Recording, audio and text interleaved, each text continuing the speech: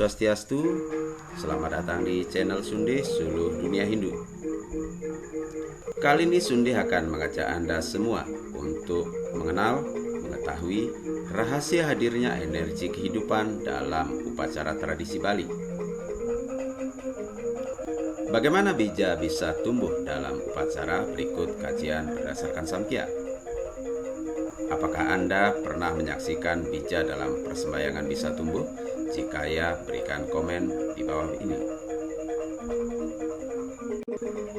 Tahun 2011 silam, Sunde berkunjung ke Padukuhan Samyaga di Penati Denpasar. Di sana menyaksikan secara langsung bulir-bulir bija dalam sebuah nampan tumbuh menjadi benih padi.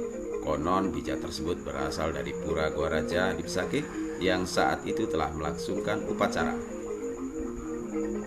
Berikut 3 koleksi foto bija yang tumbuh dari berbagai tempat.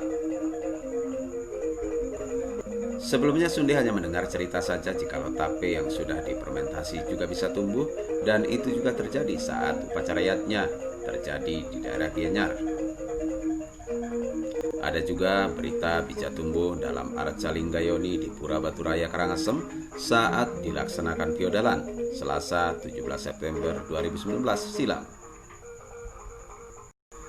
Tidak hanya itu, dari Ido Duku Celagi, Suningih Penekun Bhairawa ini mengalami hal yang sama, di mana bija tumbuh menjadi kecambah setelah pemujaan dalam kurun waktu 2 jam, di mana pemujaan yang dimaksud dalam pemujaan Atma Wedana, dan beras catur warna pendudusan pun tumbuh. Ajaibnya bulir-bulir beras bisa tumbuh, dan bagaimana hal itu bisa terjadi? Yang pertama, kita harus mengetahui apa itu bija. Bija berasal dari akar kata wija, yaitu artinya benih. Wija juga dikaitkan dengan kata atau pranawa Om.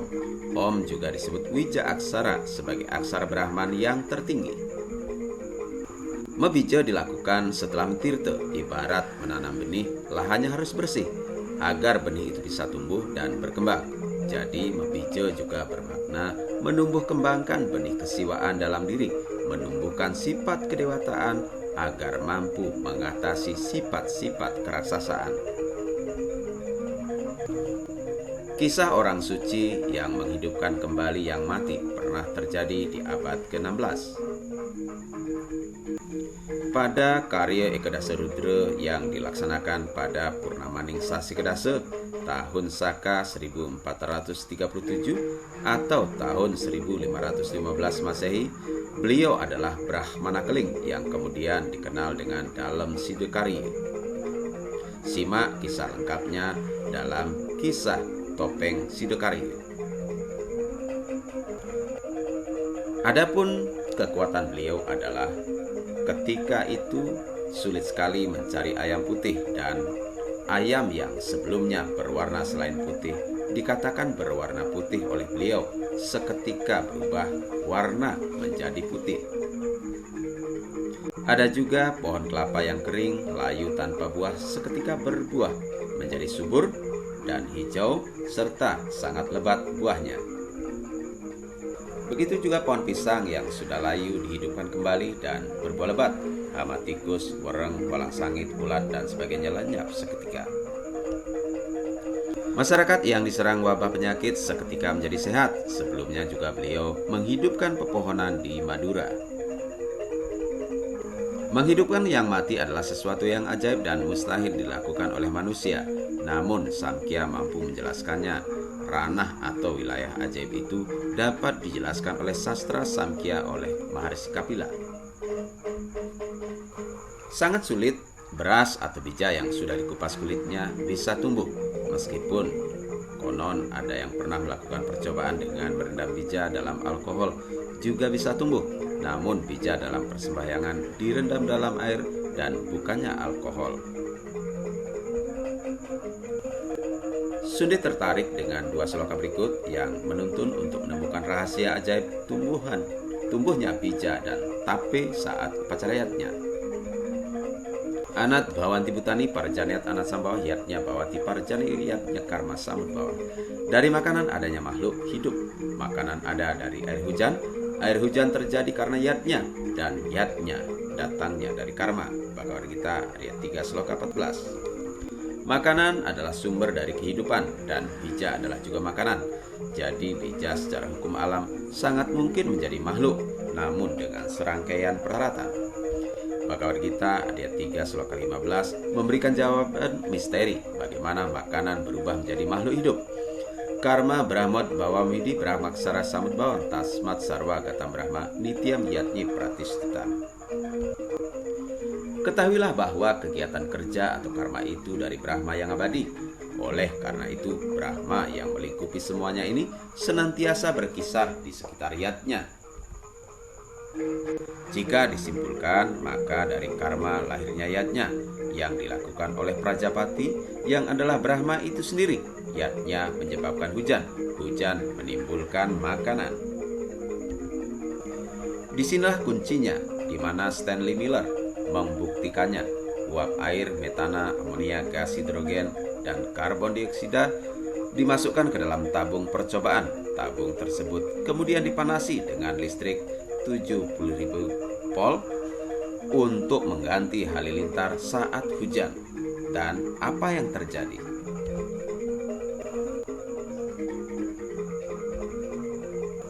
Hasilnya adalah terbentuk zat organik sederhana seperti asam amino, gula sederhana seperti ribosa dan adenin yang merupakan komponen dasar makhluk hidup. Dengan demikian, kunci dari energi yang menghidupkan adalah Brahma Aksara, yaitu berdasarkan sloka Bhagavad Gita ayat 3 sloka 15. Brahma adalah api. Api itu panas, panas adalah energi, daya cipta.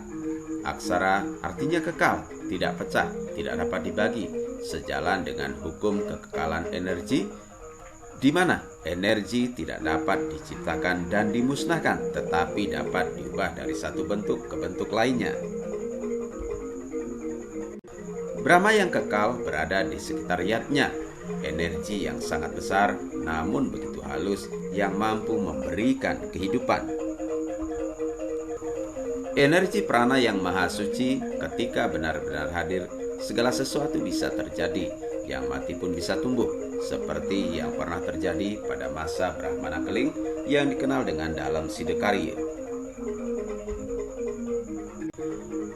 Energi prana yang maha suci dan maha dahsyat itu ditekuni oleh para sulinggih dengan pakem aguron-guron yang lestari dalam ajaran kesulinggihan yang mengkombinasikan berbagai tantra sastra dengan melalui pengelolaan aksara, khususnya yang dikenal dengan dasa aksara dan dasa bayu yang sangat baik.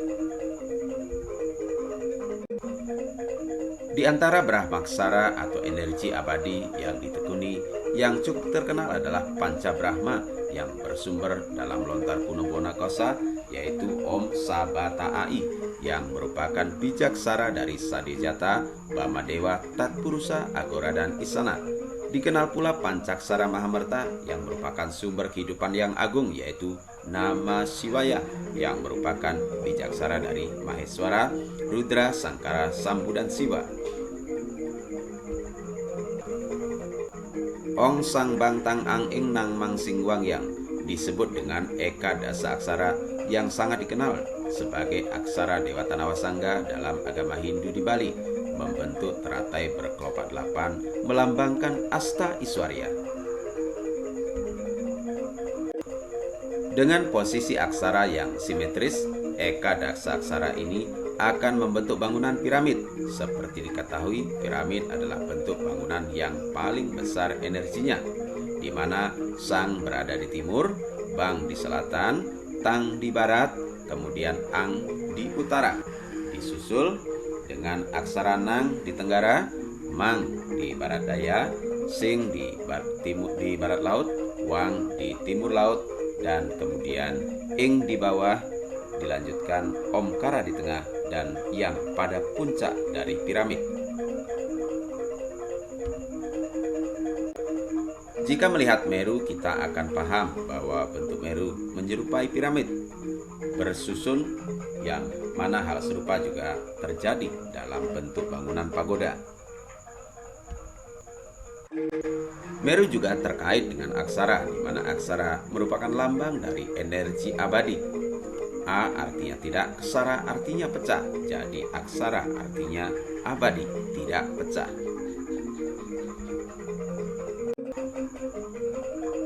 Energi Eka Dasaksara ini adalah energi Batara Siwa yang selalu dimohonkan hadir dalam pemujaan.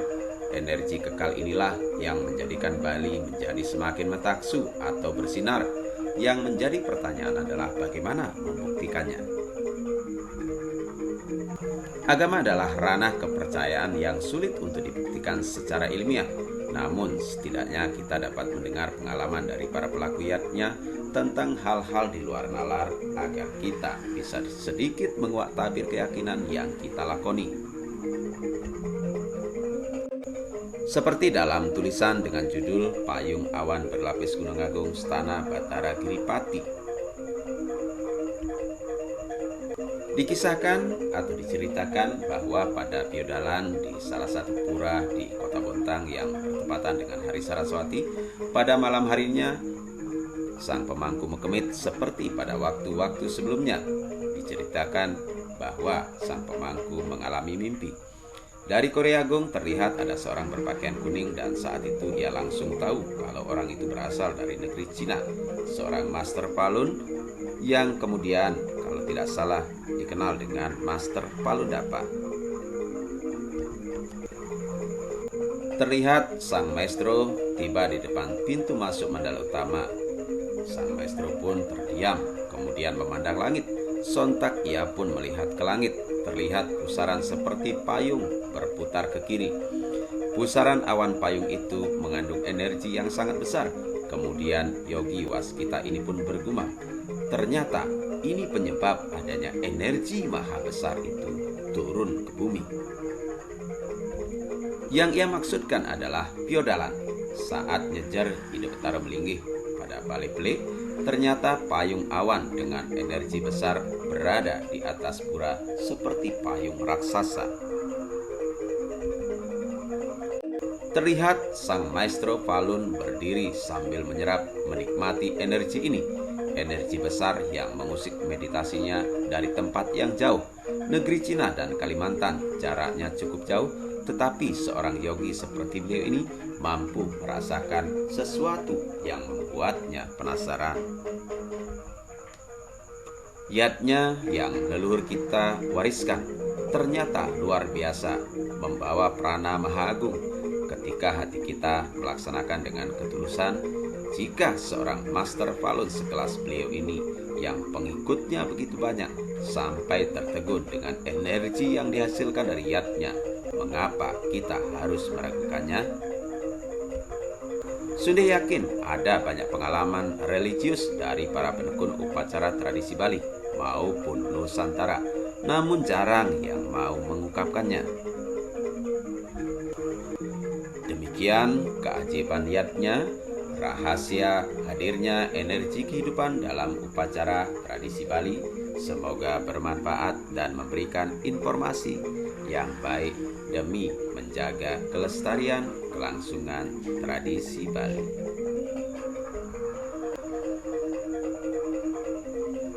Terima kasih telah menyimak video kami. Om Santi, Santi, Santi.